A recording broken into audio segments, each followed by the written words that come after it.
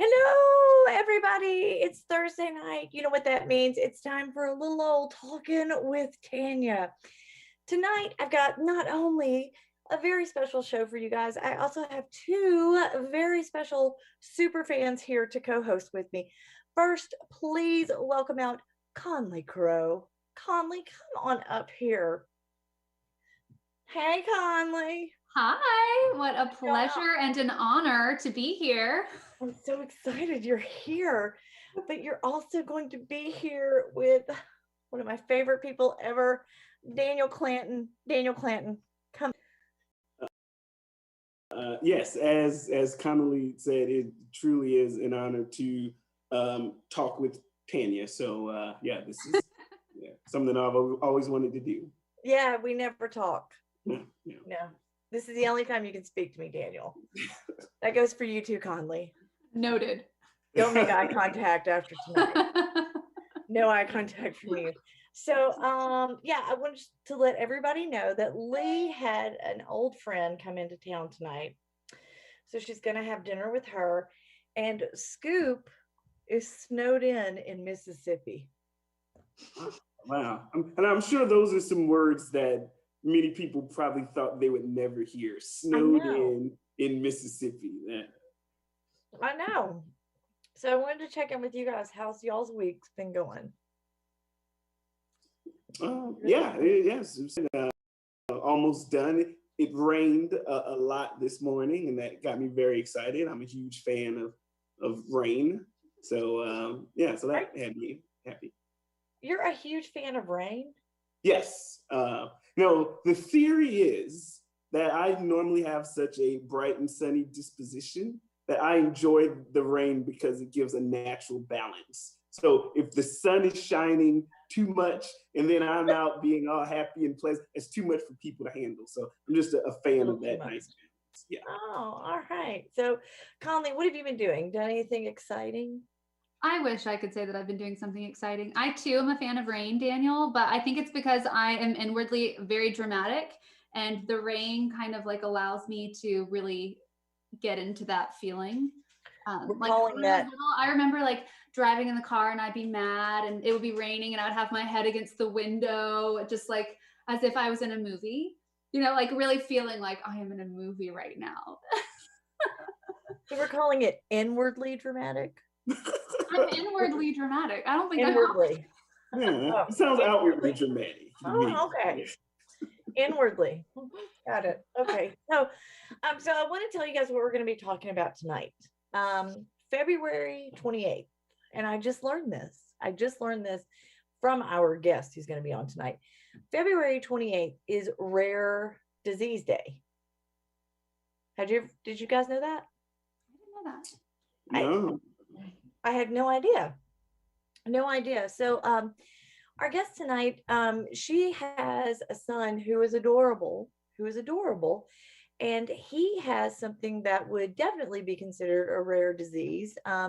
When we talked to her earlier, she told us that really there's only been like 200 cases in the world. And it's something called, I'm going to butcher this, Myhre Syndrome. So please welcome up Lee Becknell. Lee, come on up. Hi. Hey, Lee. Okay, so y'all, full disclosure, I've known Lee for a very long time. We tried to figure it out and we don't even know. Like more than 15 years, right? Yeah. 15, 16? We worked for the same crazy lady. That'll really bond you. It did. She was insane. So I've known Lee for a very long time, and Lee has a 7-year-old son named Alex, who is adorable. We all got to say hi earlier. So Lee, I want you to kind of talk to us about Myhre Syndrome. I want you to sort of tell us what it is, because I've watched your Instagram videos and you do a really great job of explaining it.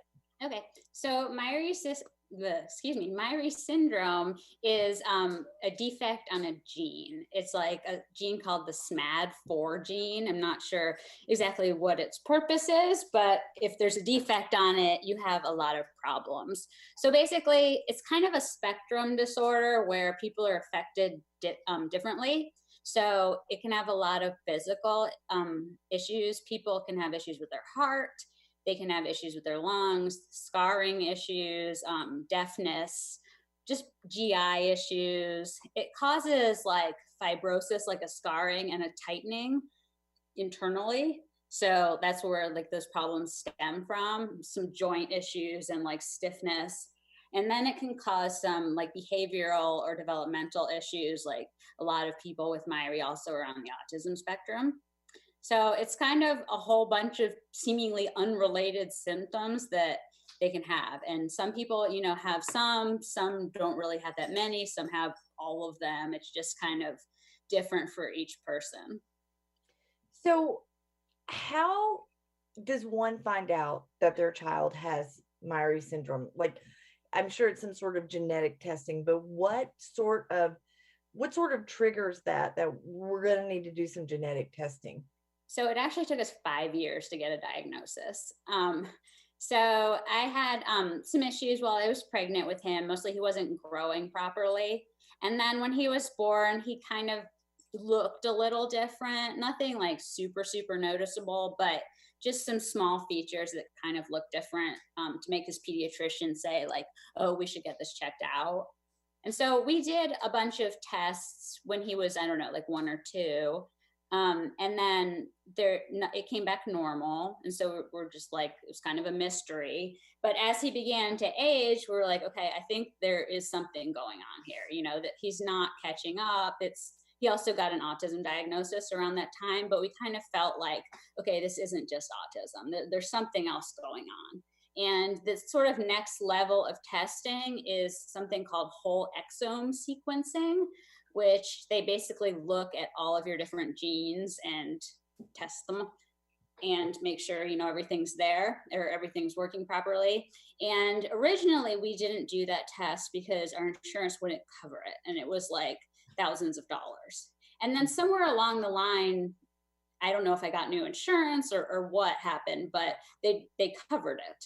And so that's how we got the results. It was just a cheek swab, but they were able to, you know, test all the genes from that. So, and like I said before, it's just a defect in a specific gene. Now, were you able to have the testing done here in Atlanta? Did they have?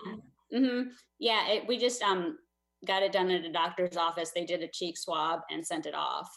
And then it took about 3 or 4 months to get the results. So what happens when you go in and you get these results? Because I'm guessing you had never heard of it. I had never heard of it. You know, I spent years looking up every rare disease that there is and convincing myself, okay, this is what he has. Never ran across this one.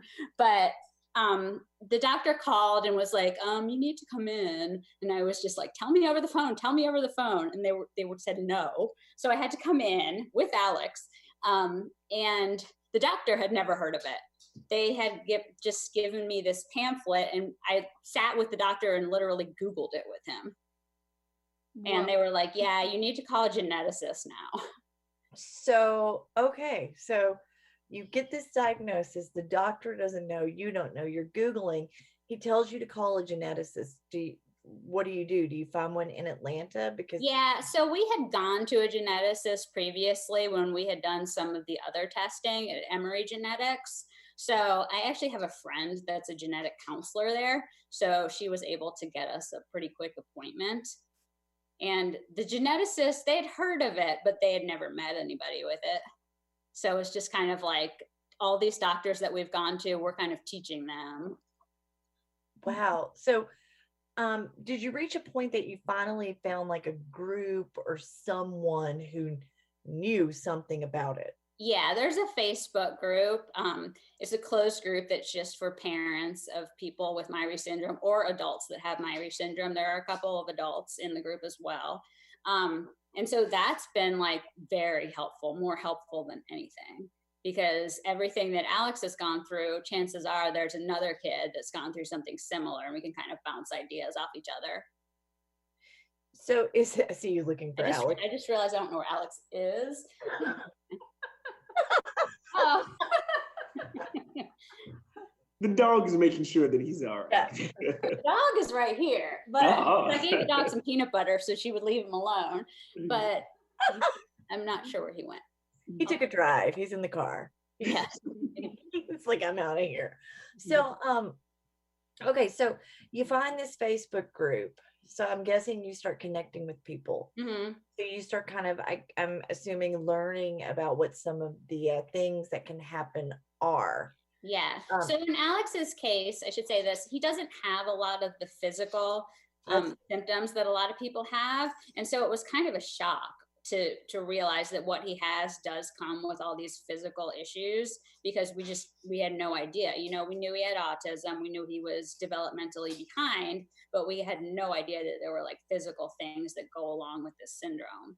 So kind of the first, that comes up on Google, all the stuff about the physical issues. And so kind of the first thing that I did when I joined the group was kind of ask, does every kid have this? And they were kind of like, no, not everyone. But that was kind of like my introduction to the group, and kind of my biggest fear is that something is going to be wrong with his heart.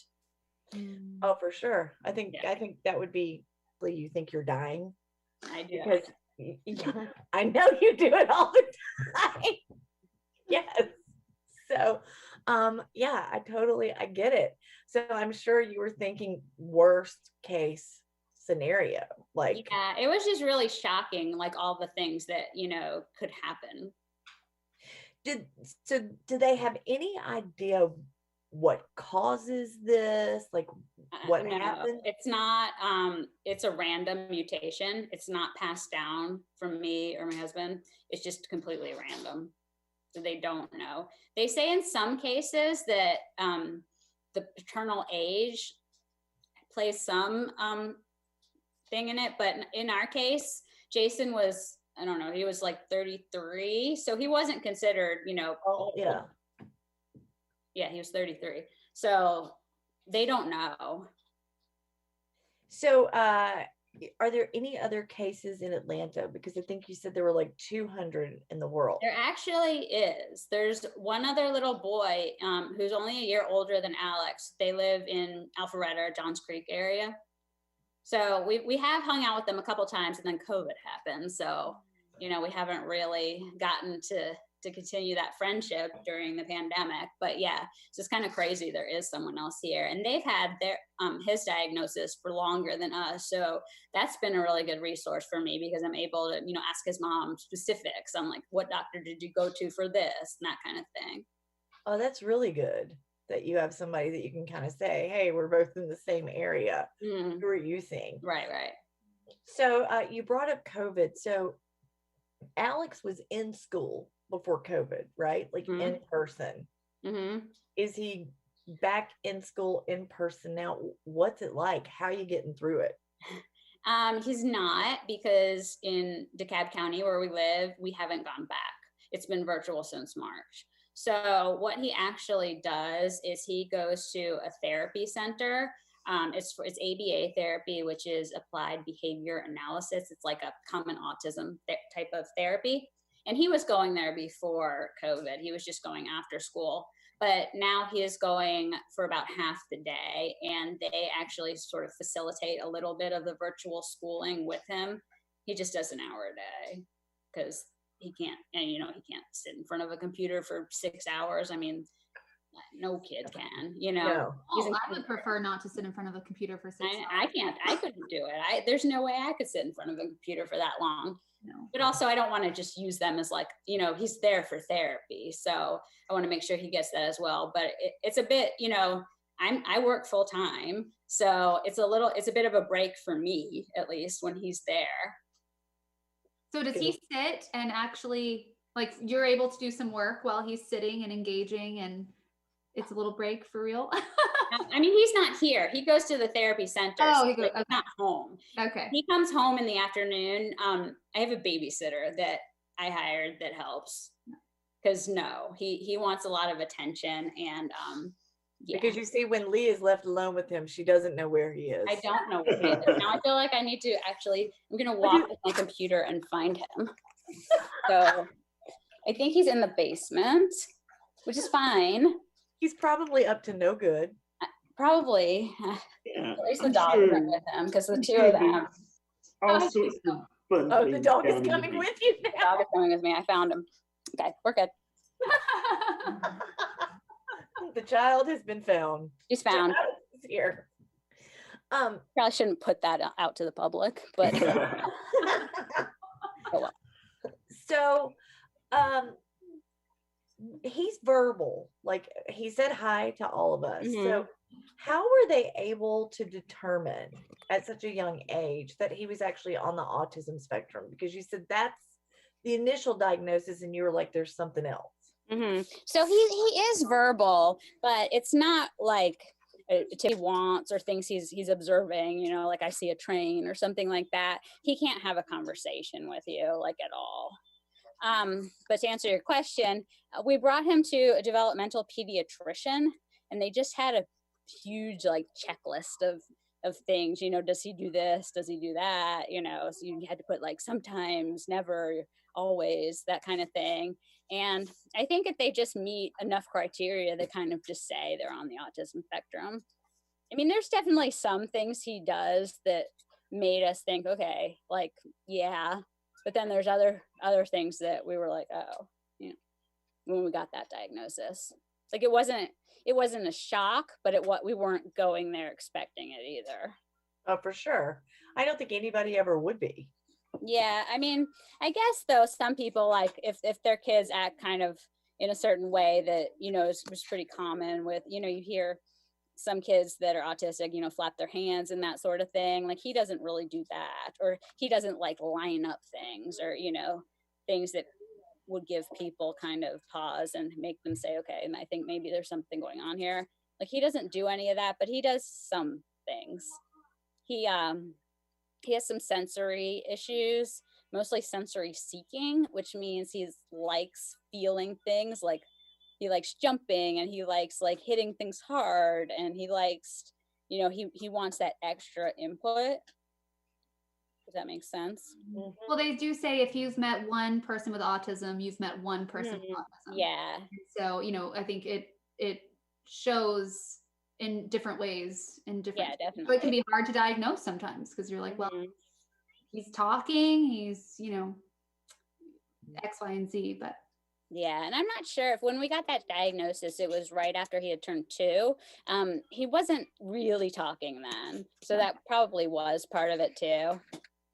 Because before that, like when he was kind of a baby, he was meeting his milestones, but he was meeting them on like the very late end of normal, like for sitting up, crawling, walking, talking, you know, all of that stuff. So it was kind of like, okay, maybe something's going on, but maybe not. And then he started to kind of fall farther and farther behind.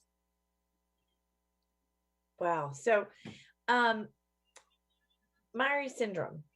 So let's go back and let's talk about that. So you were talking about all of the things, the possible complications that could come. Mm-hmm. Have you seen any of the possible complications with Alex? There's everything good. So he has some GI issues, not major, but that's kind of one thing. We're actually going in like 2 weeks to a specialist in Boston who is like she's a geneticist, and she's like the world's expert on Myhre Syndrome.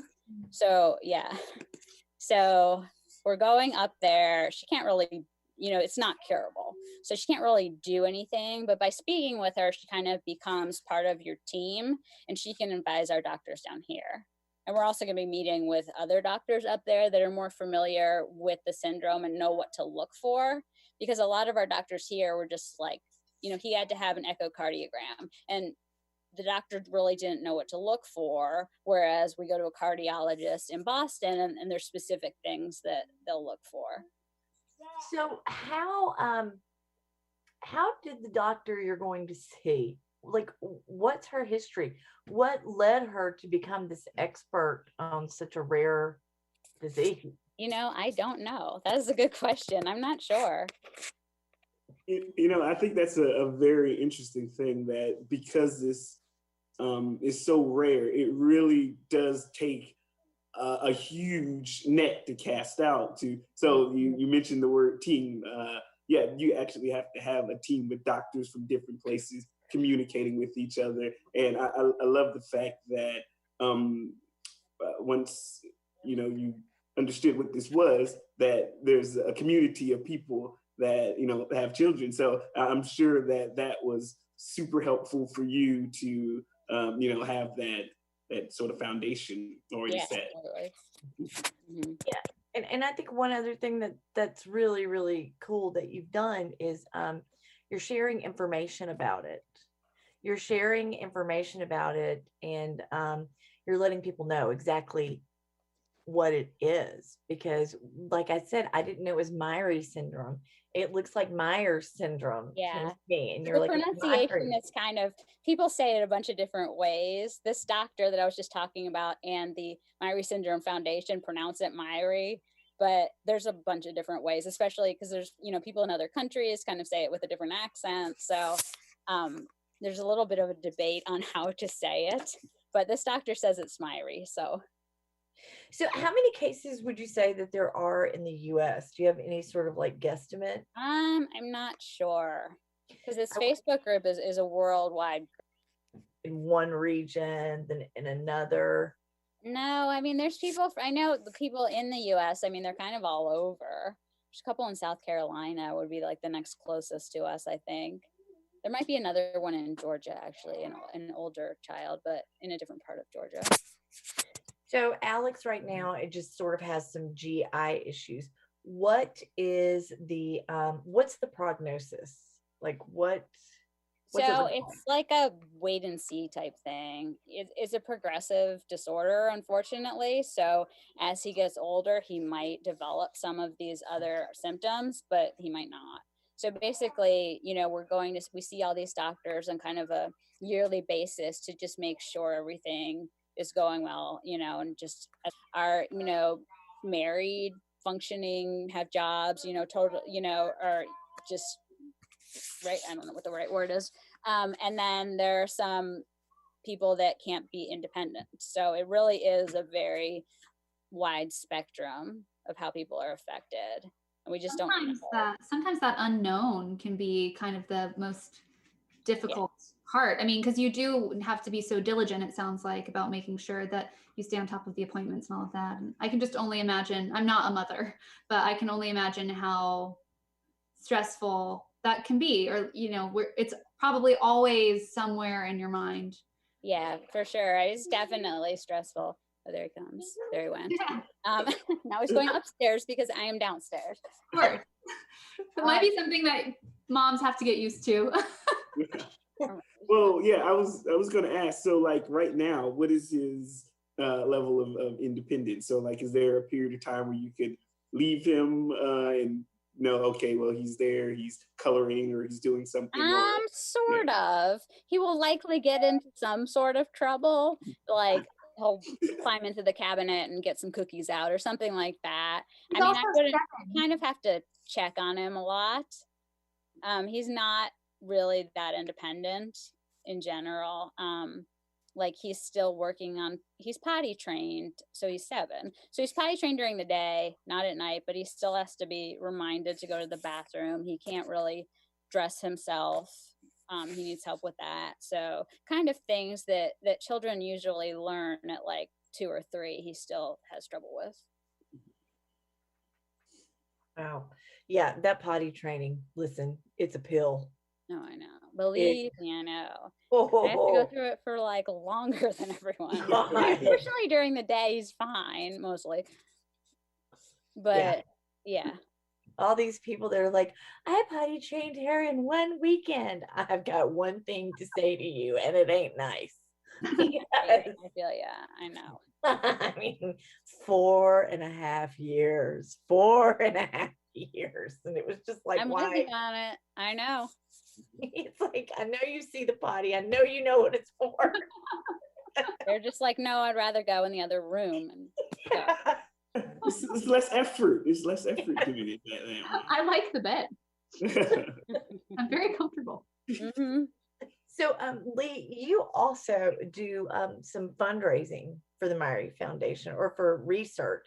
Last year, you ran a marathon. I did, yeah. You raised money for it.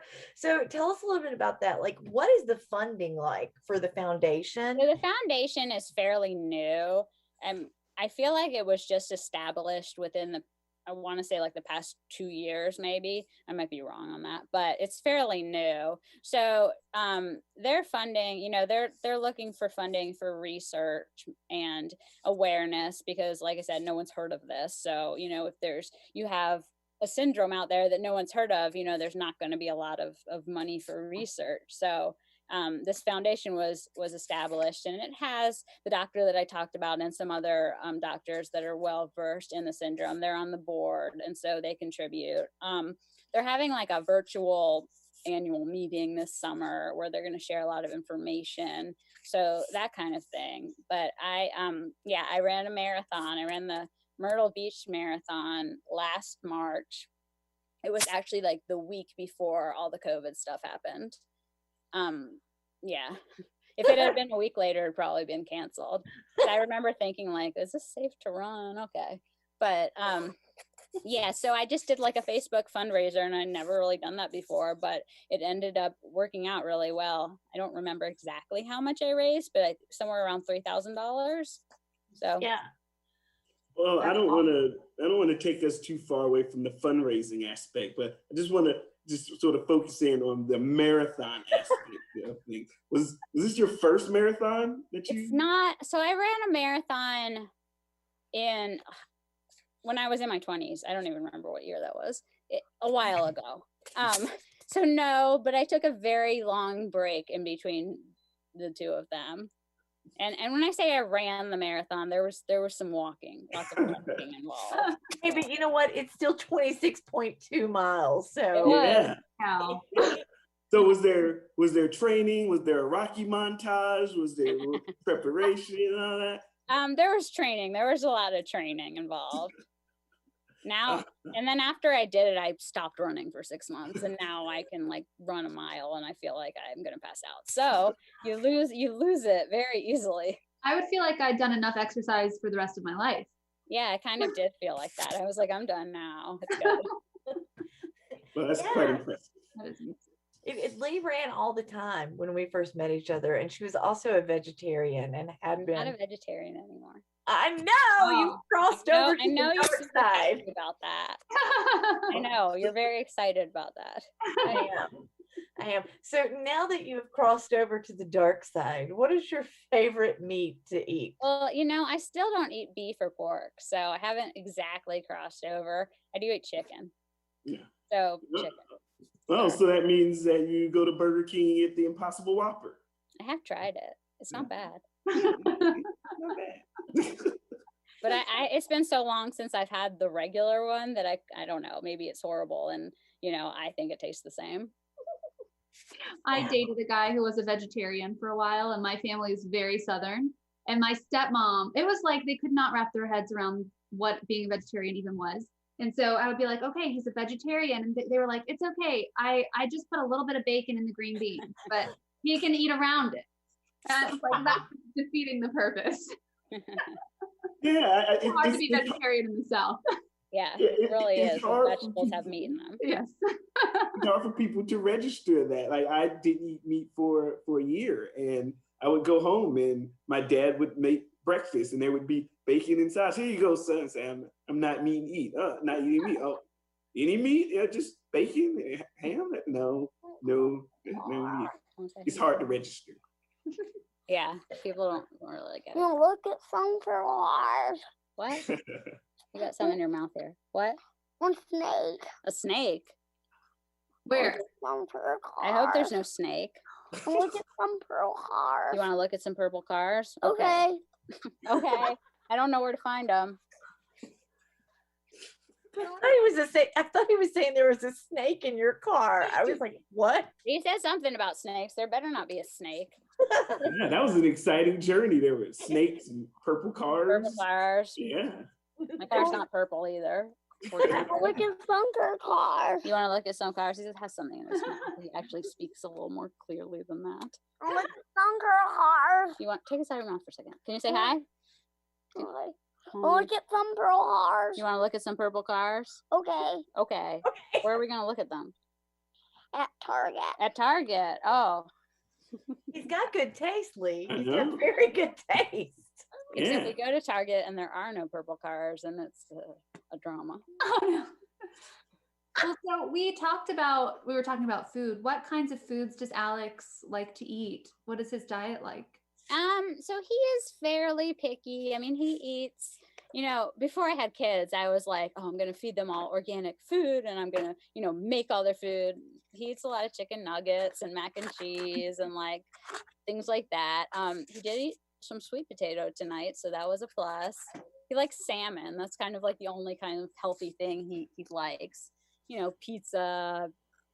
He does, Tanya, you'll be happy to know, he does like meat a lot. Yes.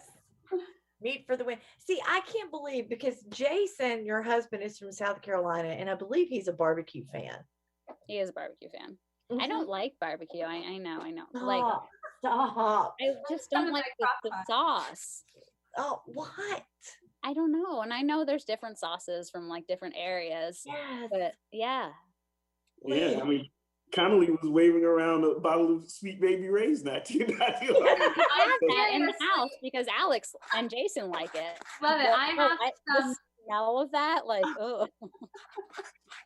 I made some tonight, some barbecue in my crock pot. You did? We have the Sweet Baby Ray's because they love it, but yeah, not a fan. Yeah, I remember the days when you were very granola and you were like, I'm gonna puree all the food. Yeah, I think everyone thinks that. And then I never did. I was like, give me that jar of baby food. Yeah, it didn't happen like that.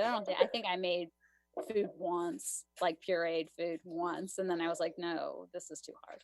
It's a lot of work. I make cauliflower mash now, which is basically like pureed food, and it's a lot of work. You can buy that like already mashed, but it doesn't taste the same. There's one, like a bird's eye one, that's pretty good. So I have to zhuzh mine up. Oh, okay. So okay, you take a head of cauliflower and you boil it. You trim it and you boil it at a rolling boil for 20 minutes so it's soft. Then you put it in a colander and you let it drain. Then you put it in your Ninja and you put a half a block of cream cheese, about a tablespoon and a half of Irish butter, some heavy whipping cream, and then you put the lid on your Ninja and you turn it on and you walk away for about 3 minutes. So good. Because it's creamy, because you put cream cheese. So you make it like incredibly unhealthy, but delicious. But then it's good, yeah. It's so good. So Lee, if people want to know more about this, where should they go online? And they should not go to WebMD. Where should they go? Not go to WebMD or Google. I mean, they can go to Google. It's if you Google it, you get a bunch of like PubMed things, which you could read. But Myhre Syndrome.org is the Myhre Syndrome Foundation. Okay, and that has all the current information. It's kind of easy to digest information that explains about it. Spell Myhre Syndrome for us. I get confused with how to spell it. It's Myhre. Myhre. But I spell it wrong all the time. It's sort of an unfortunate name that no one can spell or pronounce. Do you have any idea do you know where the name came from? I think that the person that diagnosed it, it was their last name. Or so, yeah. I might have made that up, but I think that's the answer. People love to name stuff after themselves. Yes. They do.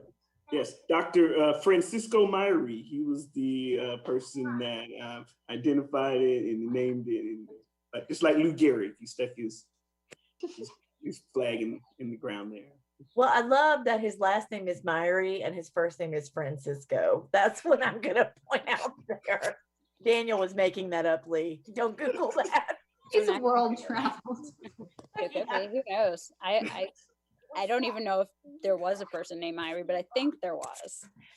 I think you're probably right because, most people, when they discover something like that, they do name it in some way, shape, or form after themselves.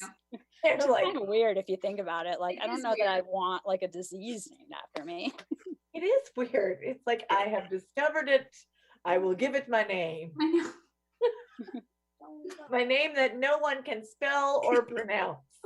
Here you are. Yep. No, old Frank Myhre, he didn't choose his last name. He was born with it. Now he's Frank. Now you're on a first name basis. So, Lee, are there ways that people can give? Is it Myhre Foundation? Can they go there if they want to give money? Yeah, there's a donation page. Yeah. And so I'm assuming that they accept these donations for research since it's so rare. I'm guessing not a lot is known about it at all. And they think that more people probably do have it than have been diagnosed with it, just because the stuff that we had to go through to get the diagnosis was difficult. So there are probably people living out there that have it that just don't know. It sounds like the doctors, a lot to the doctors, they're like, here she comes, it's the Becknell woman again. Probably. I think that's a good message though, because I do think that a lot of doctors will kind of like shoo when parents come in and they're like, no, I really think that something is going on. I think a lot of times doctors, when they don't know, will kind of try to assuage or kind of push you aside. And so I think, being persistent and the fact that you did print off and I mean, you have, like Tanya said, that mother's intuition and your kid better than anybody. And so I think that's a good message for people who are like, I think something's wrong, but like the doctors don't know what it is. Right. Well, yeah, because they do it all the time.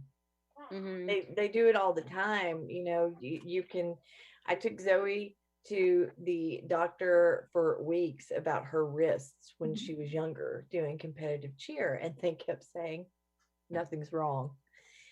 She went to a cheer competition and she was all taped up, and she ended up at the orthopedist on Monday with 2 casts. She had like stress fractures that were years old. Wow. Yeah. And you were like, I knew it. I knew that something was up. I was telling you. But because of insurance, I couldn't get a referral to an ortho because the doctor kept saying, it's no issue. Yeah. So I think that's a great message. Be persistent. Be persistent. So this doctor you're going to see, she's in Boston. Is a lot of the research coming out of the Northeast on this? I'm not really sure. I mean, I'm sure she's a large part of it. So yeah, that would be, but there are other doctors that contribute to the research that are kind of all over. I wasn't sure if like Johns Hopkins would be. No, not that I know of. So this is Massachusetts General Hospital where she is, but yeah, I'm not really sure what other hospitals. I think there's someone, I'm going to totally mess this up. I think there might be a doctor in Nebraska or Arizona maybe, which are nowhere near each other, but so there are doctors around the world that kind of contribute to the research on it. But yeah, this doctor is kind of like the top geneticist, and she's in Massachusetts. Wow. Well, good luck. When are you going up? March 2nd. March. Oh, it's really soon. Yeah. So you're going to fly up with Alex. We're going to fly up, and hopefully it won't be like a huge snowstorm or very cold, which it probably will be. Has he ever flown before? Has he flown? Yeah. He's How not is having to wear a mask, so that's Yeah. So how is he on how is he on the flights? He's fine. He give him a snack. He's fine. But I am kind of worried about the mask part. He'll wear a mask if we go to like the grocery store or something. But I mean, I've never worn a mask for, longer than half an hour or something. So neither has he. So that'll be interesting. You know what? You forget it's there. I had to wear one for like 8 hours. You just totally forget. I mean, I'm not worried about myself. I'm worried about him. Well, I mean, he won't forget. Yeah, he's not. We'll see how it goes. Oh yeah, how's he gonna have his snacks? It's like a 2.5 hour flight. I don't know. God. You're gonna be drinking on the plane. You're gonna be like, keep them coming. Well, thank you so much for being here tonight, Lee. Thanks for having me.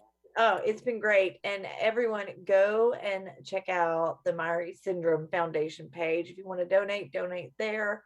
Remember, February 28th would be a great day to give because it is Rare Disease Day. Thank you so much. Thanks everybody for watching, and we will see you.